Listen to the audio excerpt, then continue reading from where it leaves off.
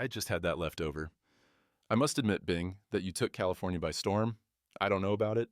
When the storm cleared up, though, you bought all the property. In 1947, Bob Hope and Bing Crosby seemed like Hollywood's perfect duo, but behind their famous road movies lay a bitter truth. Crosby called him a talentless hack, refused to attend his roasts, and wouldn't let their wives socialize. Now, decades later, the real story emerges of how two comedy legends went from partners to enemies, and the shocking betrayal that finally tore them apart.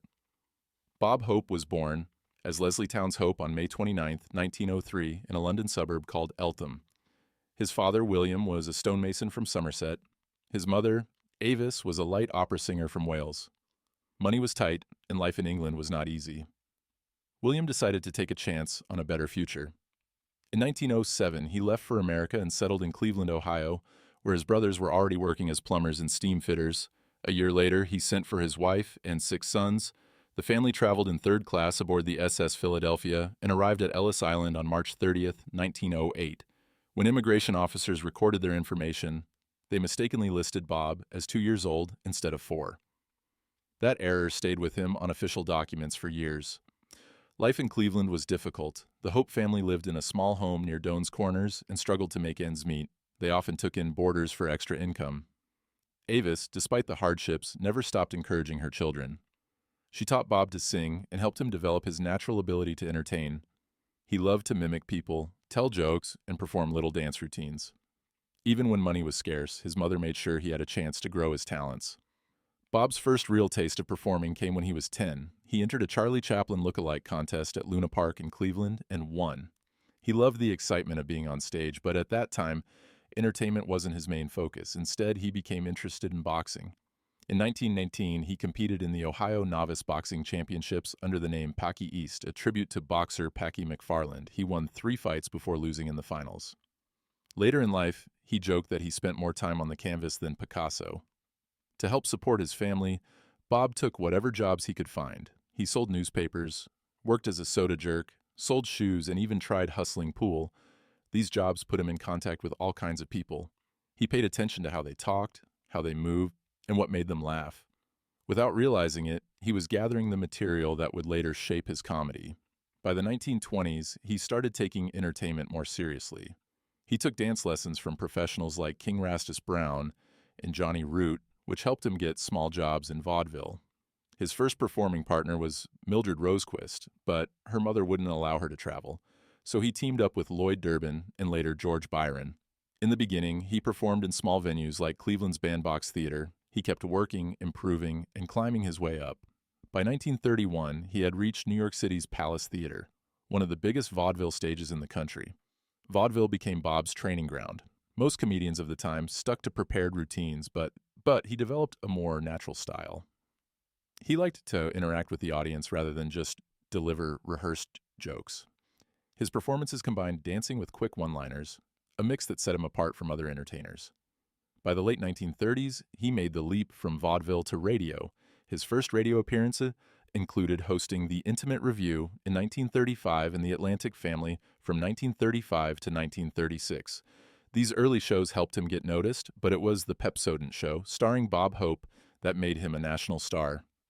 When The Pepsodent Show started airing on NBC, it became an instant hit. In the early 1940s, it was the #1 show in America. Even as time passed, it stayed in the top 5 for more than 10 years. Every week, millions of listeners tuned in, waiting to hear what Hope would say next. His style was different from other comedians at the time. Most radio stars played fictional characters, but Hope made himself the punchline. He joked about real events and everyday life, keeping his material fresh. He told his writers to read the newspaper and turn headlines into jokes. They wrote hundreds of jokes every week, and Hope picked only the best. This fast-paced approach set the stage for the late-night talk show monologues that would come decades later.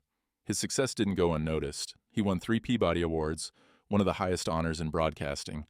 The first came in 1944, recognizing his efforts to boost morale during the war. The Peabody Committee praised his dedication, saying the joy he brought to the troops could never be measured. The Peabody Committee praised his dedication, saying the joy he brought to the troops could never be measured. Later, he received more Peabody Awards for his work in both radio and television. At its peak, The Pepsodent Show wasn't just the most popular radio show, It was part of American culture. From 1942 to 1944, it held the top spot, proving that comedy could be more than just entertainment.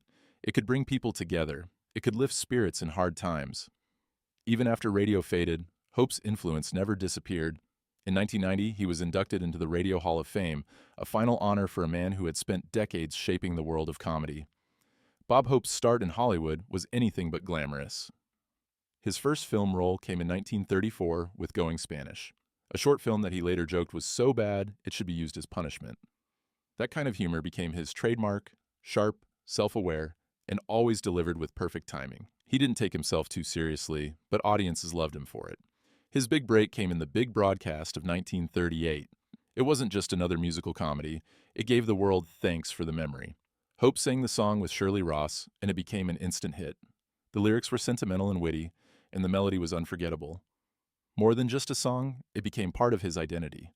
It captured everything people loved about him: charm, humor, and a touch of sincerity. By the late 1930s, Hope was already a major star on radio, but Hollywood was a different challenge. His film roles played on his natural comedic style. He was always the fast-talking, overconfident guy who found himself in trouble. The Cat and the Canary, 1939, was a perfect example. It was a mix of horror and comedy, with Hope playing a nervous hero trapped in a haunted house. The balance of suspense and humor worked, and audiences couldn't get enough of him. Then came Road to Singapore, 1940. This was the start of something legendary. It was the first of the Road to films, a series that paired Hope with Bing Crosby and Dorothy Lamour. These movies had everything: music, adventure, and nonstop comedy. Hope and Crosby had incredible chemistry. Crosby was the smooth talker. Hope was the wisecracking coward, and Lamour was the woman they both chased after.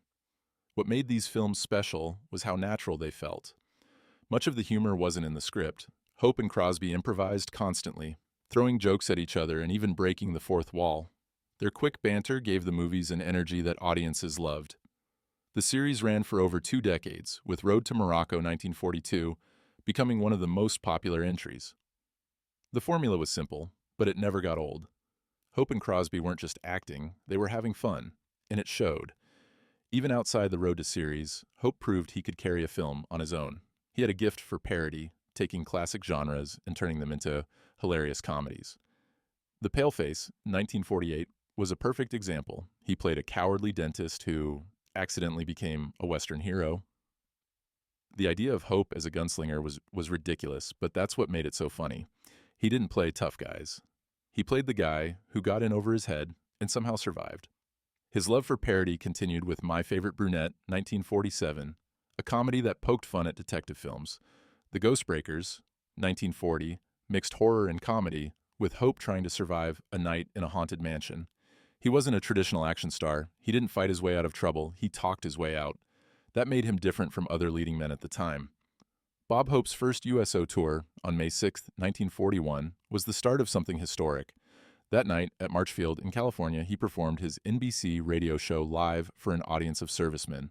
It was a new experience for him, and a big moment for the USO, which had been founded just months earlier. Soldiers filled the venue, eager to see a Hollywood star perform just for them. Hope gave them a mix of comedy and music, but more than that, he gave them a reason to laugh.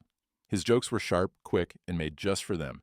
He talked about their daily lives, their struggles, and the strange world of military bases. It wasn't a polished theater performance.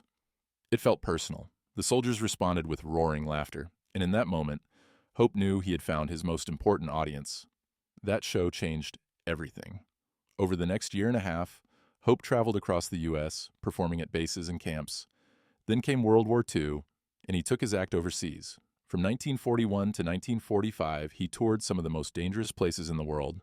He performed in Europe and the Pacific, often near active combat zones. His 1944 tour of the South Pacific covered 30,000 miles in 2 months. He visited Hawaii, New Guinea, and Australia, performing more than 150 shows. Some places had barely any infrastructure. Stages were makeshift, and the equipment was unreliable. He didn't care. The soldiers were what mattered. Hope's tours were risky. German forces tracked his movements, knowing how much he meant to American morale. Towns where he had just performed were bombed soon after. He never let the danger stop him. Instead, he turned it into part of his act. If a bomb dropped nearby, he joked about it. If the conditions were rough, he made fun of himself for being there. Soldiers loved him for that. His performances weren't just about laughter. They reminded troops of home. He brought singers, musicians, and dancers to make the shows feel special. Every performance was different. He tailored his jokes to fit the place, the people, and the situation. He wasn't just entertaining soldiers, he was connecting with them. Over time, Hope became more than a comedian. He became a symbol of support. Soldiers saw him as one of them, someone who understood what they were going through. His Christmas tours were especially important. During the Korean War, he performed in freezing conditions, sometimes just miles from battle zones. In Vietnam, where public opinion on the war was divided, he faced criticism back home, but never stopped showing up for the troops. His Vietnam tours were some of his biggest. He brought Hollywood stars like Ann-Margret and Raquel Welch to perform alongside him. The shows were carefully planned to avoid attacks, with stages set up in different locations to confuse enemies. For the soldiers, these performances were unforgettable. Many had never seen a live show before, let alone one with celebrities from home. Hope's dedication never faded. In 1990, at 87 years old, he traveled to Saudi Arabia during Operation Desert Shield. He had been performing for troops for nearly 5 decades, covering 57 USO tours across multiple wars and continents. In 1997, Congress named him an honorary veteran. It was the one title he valued more than any award or trophy. Bob Hope stepped into television in 1947 when he hosted the first commercial broadcast on Los Angeles KTLA. But his real breakthrough came on April 9, 1950, with NBC's Star-Spangled Review. This variety show brought his sharp monologues, comedy sketches, and musical performances to TV. It was a natural transition from radio, where he had already built a loyal audience. The show aired live from New York and marked the beginning of his long partnership with NBC. Instead of committing to a weekly series, Hope chose to focus on television specials. This decision gave him the flexibility to maintain high-quality productions while continuing his work in films and USO tours. His early success on television set him apart. In 1950, he signed a long-term contract with NBC, ensuring he would stay on the air for decades. Many entertainers from radio struggled with the shift to television, but Hope's timing and delivery worked just as well on screen as they had on the air. By the early 1950s, he was one of the most recognizable faces in entertainment. His Christmas specials became a lasting tradition. He had started performing for U.S. troops during World War II, but in 1954, he began filming these performances for television. These specials showed him traveling around the world to entertain soldiers, often bringing major stars like Ann-Margret, Raquel Welch, and Neil Armstrong.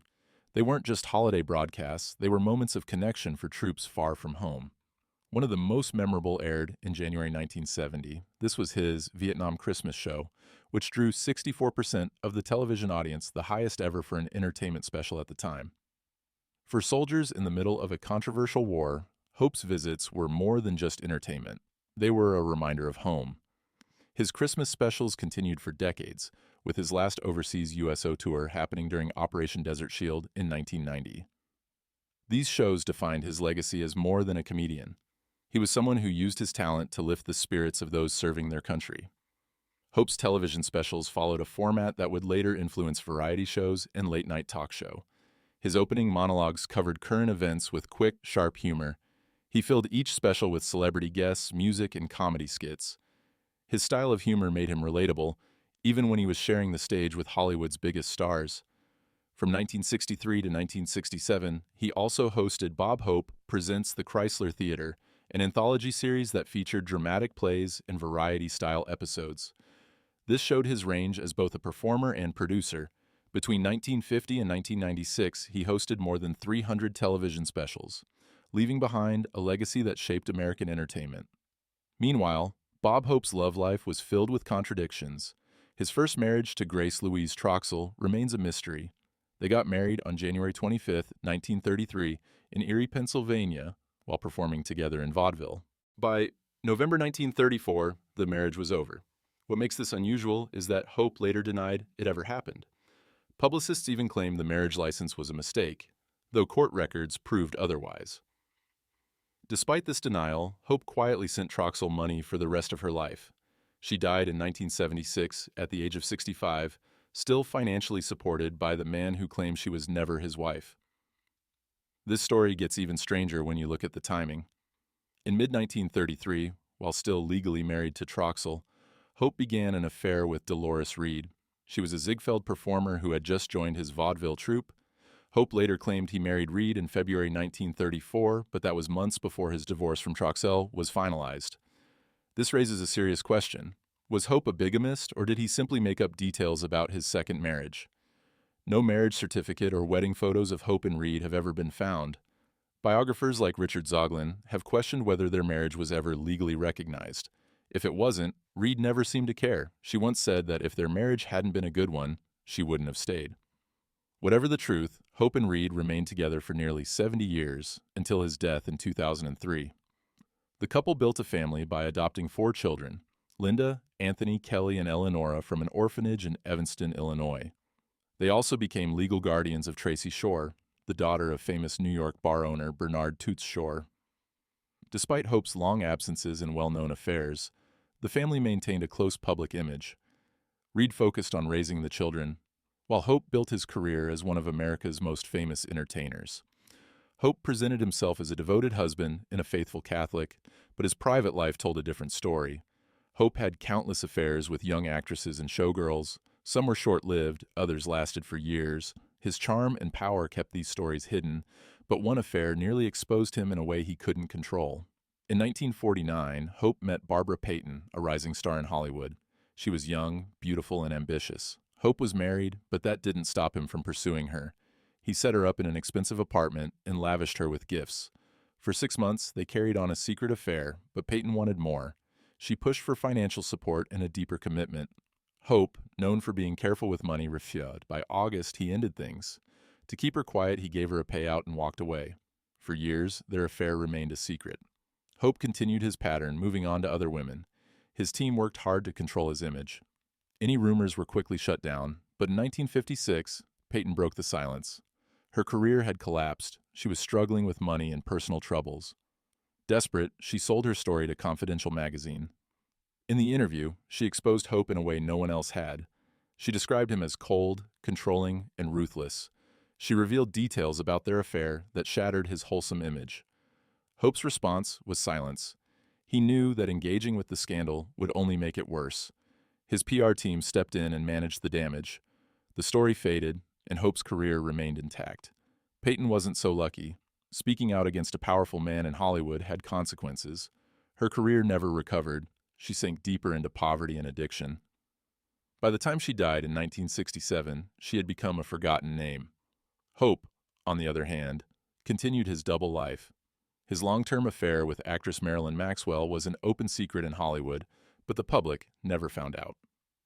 Another relationship with Miss World winner Rosemary Franklin lasted nearly 30 years. Insiders spoke of young women waiting outside his hotel rooms during tours. Some were hopeful actresses, others were models and beauty queens. Hope enjoyed the attention, but never let these affairs interfere with his career. Reed knew about his infidelities, but she accepted them. In a 1978 interview, she admitted she doubted her husband was ever 100% true blue. Yet she chose to stay. Maybe it was her Catholic faith, maybe it was a practical decision. Whatever the reason, she remained by his side. And despite all the affairs, no one else ever took her place. Bob Hope and Bing Crosby were never meant to be a team. When Paramount started casting Road to Singapore, the script was passed over by 5 other duos. Fred MacMurray and Jack O'Kee turned it down, so did George Burns and Gracie Allen. The studio was running out of options. Hope was a rising comic fresh off The Cat and The Canary, but he wasn't a movie star yet. Crosby was. Paramount decided to take a chance and pair them up. Hope and Crosby had met before on radio and in live performances, but they weren't close. The studio wasn't even sure they would work well together. To be safe, they cast Dorothy Lamour as the female lead. Crosby was the big name, so Hope was billed third. Filming started in October 1939, and the 2 actors quickly found a rhythm. They began improvising, throwing in jokes, breaking the fourth wall. Nearly half the film's dialogue wasn't in the original script. The director, Victor Scherzinger, was annoyed, but the audience loved it. The film was a hit. Hope and Crosby had stumbled into something that worked, and Paramount saw potential for more. They went on to make 6 more road movies together, but their relationship wasn't what it seemed on screen. In private, Crosby didn't think much of Hope. He called him a talentless hack more than once. He wasn't joking. Crosby was reserved and preferred his own company. Hope was the opposite. He thrived in social settings and liked to be surrounded by people. On set, Crosby kept to himself, reading race results or sitting alone while Hope mingled with the crew. They didn't spend time together outside of work. Even their wives never socialized. Their differences showed in other ways, too. When Hope was honored at a Friars Club roast, Crosby didn't show up. He was a board member of the club, so people noticed. When asked why he skipped it, he shrugged it off. I wasn't hungry. Money was another issue. Crosby was the bigger star at first, so he earned nearly twice what Hope made on the first road films. Hope didn't like that. By 1947, he renegotiated his contract and started making the same as Crosby. But the competition between them never really ended. Bob Hope and Bing Crosby's rivalry wasn't just for the cameras. It was part of their act, a constant back and forth that made their films even funnier. In Road to Bali, 1952, Hope turned to the audience and said, "He's going to sing, folks. Now's the time to go out for popcorn." During interviews and public appearances, they kept up the act. Hope once said, "Their humor masked any real tension, making them seem like an inseparable duo." In reality, they were never close, but the public saw them as two sides of the same coin, always competing, always entertaining. At 94, Bob Hope attended the funeral of his old friend, Jimmy Stewart. People noticed how frail he looked. A year later, he stepped onto the stage at the 50th anniversary of the Primetime Emmy Awards. Milton Berle and Sid Caesar joined him. Hollywood legends Fay Wray and Gloria Stewart were also in the audience. Even in his final years, Hope stayed connected to the world that made him famous. In 1999, he attended the opening of the Bob Hope Gallery of American Entertainment at the Library of Congress. The institution honored him with 2 major exhibitions about his life and career. The following year, at 97, he made one of his last public appearances at the Hope Classic Golf Tournament. There he hugged Swedish golfer Jesper Parnevik. By then, his health was declining. A year later, he was hospitalized for pneumonia. Despite his age, Hope reached a milestone that few ever do. On May 29, 2003, he celebrated his 100th birthday. The city of Los Angeles renamed the intersection of Hollywood and Vine as Bob Hope Square. 35 states declared it Bob Hope Day. Even then, his sense of humor remained sharp. He joked, "I'm so old, they've canceled my blood type." Hope had always kept his faith private, but 7 years before his death, he converted to Catholicism. He also had an odd brush with his own mortality. In 1998, 5 years before he passed, an obituary written by the Associated Press was released by mistake. The U.S. House of Representatives even announced his death before realizing he was still alive. Though he became frail in his final years, he remained in relatively good health for most of his old age.